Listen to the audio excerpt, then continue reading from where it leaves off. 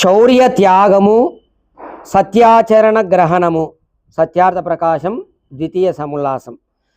ఇతర శిక్షణములతో పాటు శౌర్యము అంటే దొంగతనం, జారత్వము, ఆలస్యము, ప్రమాదములు, మత్తు పదార్థములు, మిథ్యాభాషణము, మిథ్యాభాషణం అంటే అబద్ధాలు చెప్పడం, హింస, క్రౌర్యము, క్రౌర్యం అంటే క్రూర దృష్టి అన్నమాట, ఈర్ష, ద్వేష, మోహములు మున్నగు దోషములు విడుచుటకును, సత్య ఆచరణమును గ్రహించుటకును తల్లిదండ్రులు తమ సంతానమునకు శిక్షణ నొసంగవలయును.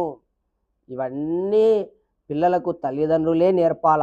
వాళ్ళలో ఈ క్రౌర్యము, దొంగతనము, అబద్ధాలాడడం ఇవన్నీ దూరం చేయాల. వాళ్ళు దూరం చేయించి ఆ పిల్లలకు సత్యమును గ్రహింపజేసేటట్టుగా ఆ తల్లిదండ్రులు శిక్షణ ఇవ్వాలి. ఏలయన ఒకని ఎదుట చౌర్య, జారత్వ, మిథ్యాభాషణాదులు ఒక్కసారి చేసినను అతని ఎదుట మృత్యు పర్యంతము ప్రతిష్ట కలగజాలదు.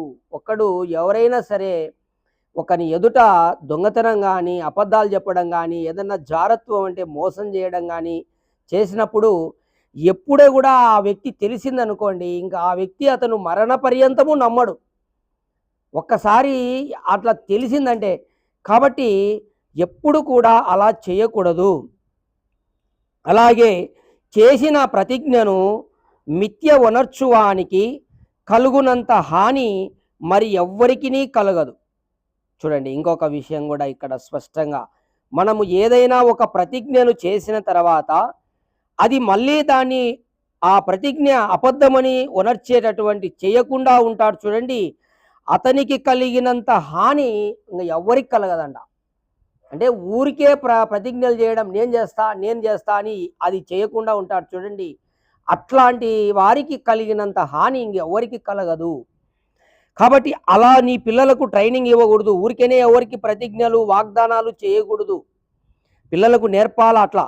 కావున ఎవనితో ఎట్టి ప్రతిజ్ఞ చేసినా దానిని అతని విషయములో అట్లే పూర్తిగా నెరవేర్పవలేను. ఒకవేళ మనం ప్రతిజ్ఞ కింద చేసినామంటే అది నెరవేర్చాలి దాన్ని పూర్తిగా. ఆ విధంగా చేసినప్పుడే అక్కడ నీకు మాట ఉంటుంది, లేకపోతే పెద్ద హాని జరుగుతుంది. అనగా ఒకనితో నేను నీతో కొండక నిశ్చిత సమయములో కలియుదును, లేక నీకొక వస్తువును ఫలానా సమయములో ఇచ్చుదును అని చెప్పి ప్రతిజ్ఞ చేసిన దానిని అట్లే నిర్వర్తింపవలేను. ఇప్పుడు ఒక ఫలానా టైంలో నిన్ను కలుస్తాను, లేదు నేను ఫలానా టైంలో